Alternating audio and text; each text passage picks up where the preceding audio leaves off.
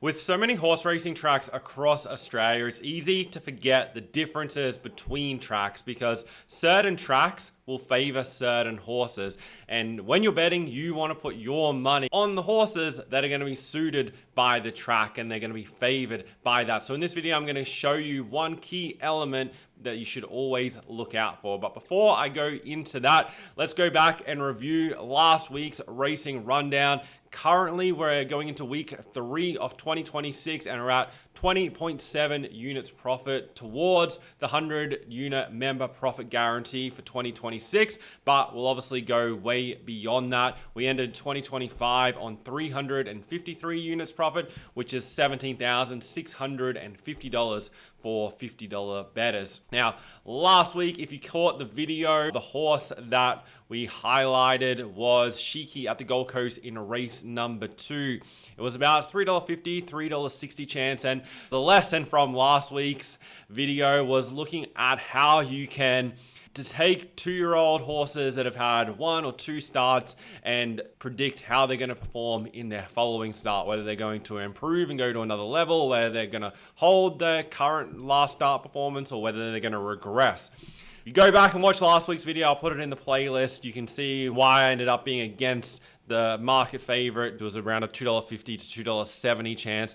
That ended up coming 5th. We'll watch the replay of this race to highlight what happened. So part of the reason why I like Shiki, and you can go back on the website and review like all the results of every bet I make. But Shiki is in barrier number 5 here in the white silks with the blue hat. You can notice this run compared to the run at Randwick when it was first up, got out of the barriers very quick and led at a very strong tempo. This start, as expected, jumped fairly, but Tim Clark took the sit. He got a really good run in transit, settled 5th in the run. We'll pause it right here. You can see it by choice who had barrier number 11 to deal with here for Regan Bayless. Caught out 3 wide the trip, which, as I spoke about, from the 1100 starting position at the Gold Coast, does make things very, very difficult.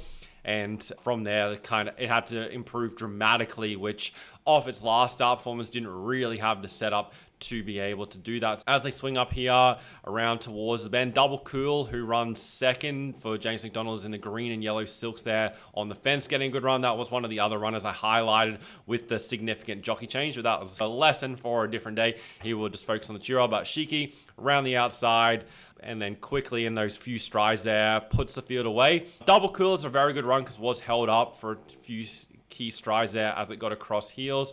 Remember All with the blinkers on runs into 4th, and Tiger, who finished in behind by choice and was expected to improve, ran 3rd there as they crossed the line. But very easy win for Shiki in the end. It does run again this Saturday or tomorrow, but for me, it won't be a bet into that race, but we're not going to talk about that here. But that's how you can go through and gauge horses that are going to improve or potentially regress from their last start performance. So definitely go back and watch that video if you haven't already seen it. But now, moving ahead to the lesson for this week and the race that I want to focus on, because I always like to give you guys an example of a race so that it's not just a little bit of theory. I want to show you actual examples of when this stuff comes into play. So as I said, Australia, like every state in Australia, has at least 2 major racetracks, most of the time 3 or 4, especially in Sydney, Melbourne, sometimes even 5 they can get to as tracks that they consistently race at.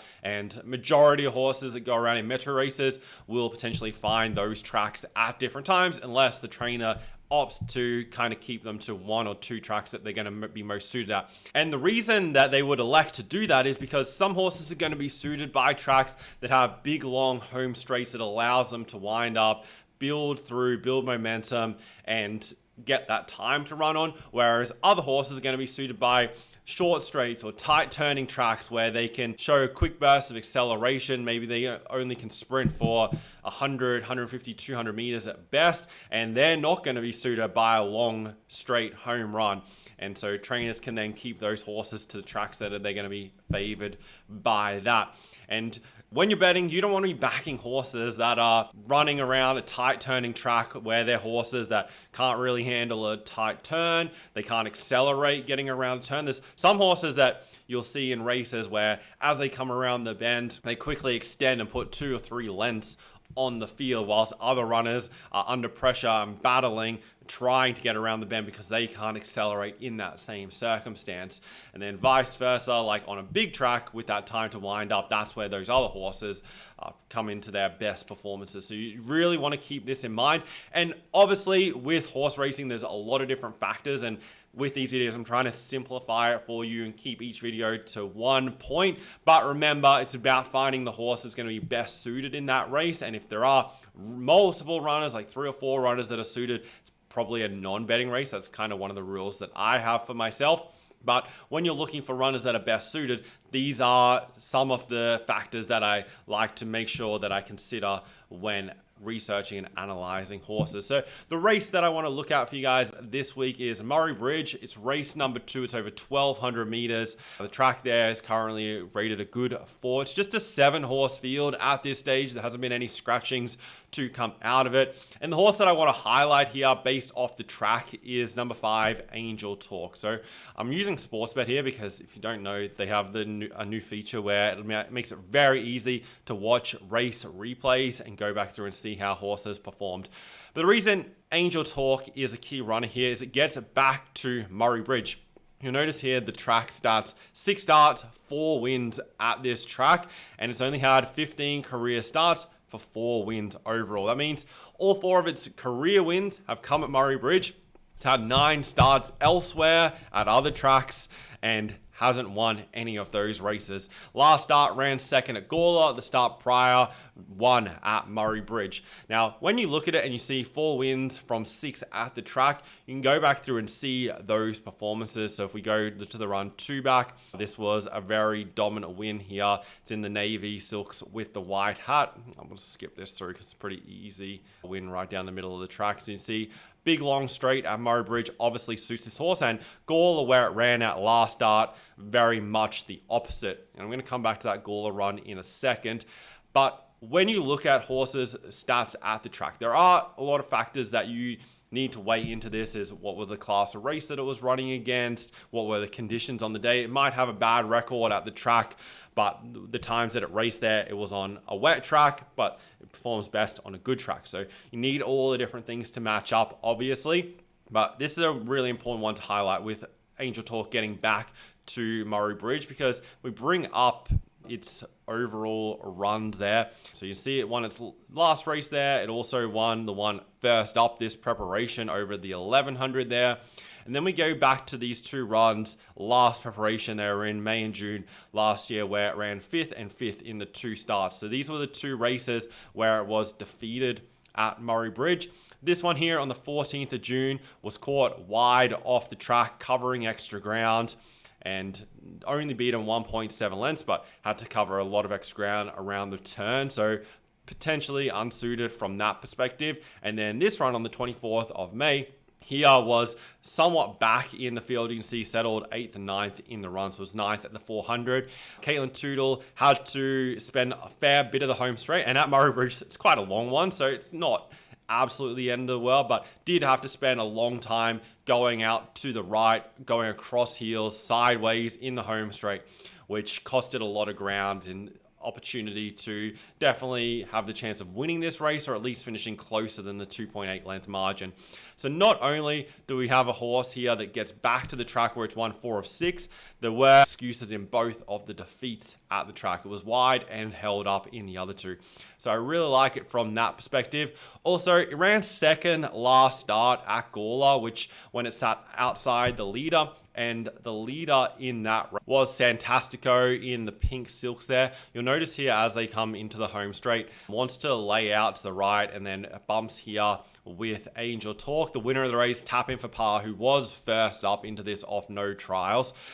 Didn't go around the horse from the box seat and just got up along the fence to win by a small margin. There they go as they hit the line. I think getting back to Murray Bridge, we can expect a really good performance here from Angel Talk. At this stage of the preparation, it's 6th start. I still think it's going to be right at the peak fitness, not quite at the point where it potentially could drop off at the end of the preparation. The other thing that I like to consider, looking at the other runners in the field and how they've previously performed at the track. Number 3, Princess Q. This horse has done all its career racing in Victoria. It's coming over to South Australia for its first career start. Has had 2 jump outs leading in, won its latest at Flemington ahead of Ara. So that's definitely nice and has caught my eye going into this run. Does have an okay fresh record, has won first up previously and is 2 from 2 second up. Specifically, and right here we're only looking at track records, Princess Q has never run at Murray Bridge, but the one thing I do notice when going through its form, it has had 3 career wins so far. 2 of them were at Sandown, but on the Lakeside track, and the other was around Moonee Valley. Now, it led all 3 of these races, and the Sandown Lakeside circuit heavily favors on-speed horses and horses that are fence and run or leading. So that's just concerns me a little bit, and they are both small margins, 0.2 and 0.1 of a length. And then the run at Moonee Valley, and everyone knows that the Valley track was one that heavily favored leaders and was able to kick away on the turn there over the 1200 to win by just over 2 lengths. So I have slight concerns with Princess Q. As much as the jump out was really good, the latest one over the 800, just Murray Bridge as well from an inside gate will need to produce a very good first up performance to lead all the way with the long straight at Murray Bridge. Dancing Storm ran 5th at Gawler last start. It gets back to Murray Bridge where it has won at this track. It's 5 weeks between runs.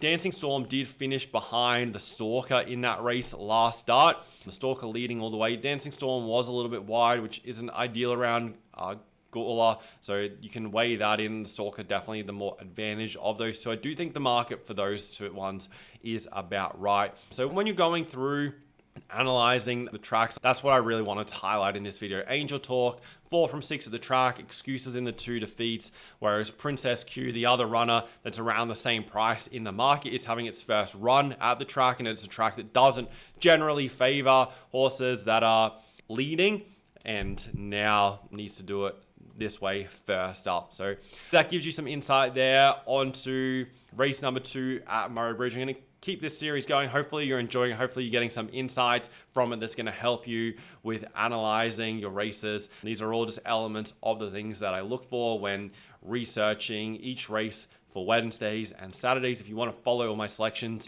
you can do that through the link in the description. You get everything I'm betting, how much to have on it, and also a video preview for every horse, just in one video, going through sharing why I'm backing each runner, so you can have that confidence as well. Plus, you get the 100-unit guarantee from whatever date you join, that within the next 12 months, you'll make at least 100 units and double your betting bankroll.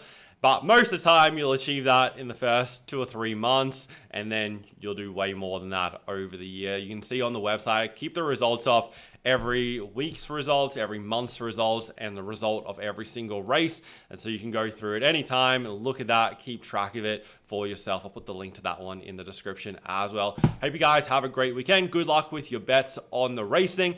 And one other thing I wanted to mention, if you stuck out this long for the horse racing, NRL AFL season is coming up soon.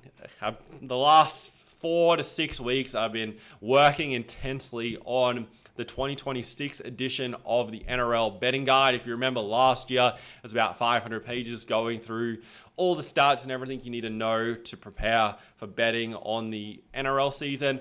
That's going to be back again for this season, and it's absolutely going to go to a whole nother level. I'm so excited. There's going to be videos starting next week on this channel, so make sure you subscribe if you bet on the NRL and you have notifications on so you get to watch those before anyone else. But some of the stats and some of the information that I've brought together from last season now going into this year, it's going to really shock you and give you such an edge over every other bettor who's just betting week to week and putting random bets on. My goal is that everyone who is part of investor.bet follows has as much information as is possible.